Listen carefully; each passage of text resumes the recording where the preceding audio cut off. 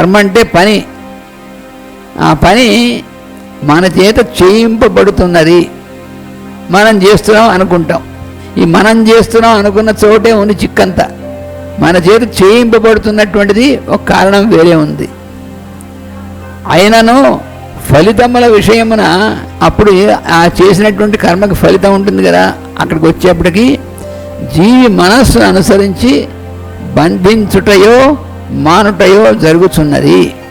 అది అంటే ఇది నా కోసం, నా సొంతం, నాది అనేటువంటిది అనుకున్నాడా తప్పకుండా వాడి చుట్టుకుంటుంది.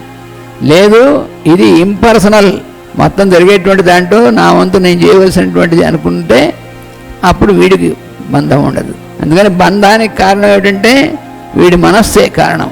కర్మలను క్షోభింపచేయునది కాలము అనగా కర్మలను ఆచరించి ఫలములకు జీవుడు భద్రుడైనాళ్ళు భద్రుడగును. అంతర్యామి వివేకం కలిగిన వెంటనే కర్మలను ఫలమును మాయమగును అన్నారు. అంటే ఇదంతా నడిపించేటువంటిది, చేయించేటువంటిది అంతర్యామి అనేటువంటి వివేకం మనకు కలిగినప్పుడు ఈ కర్మలు వాటి ఫలితాలు అనేటువంటి ఆ రింగ్ ఉంది కదా, అది మాయం అవుతుందంటే దాంట్లోంచి మనం బయటపడతాం.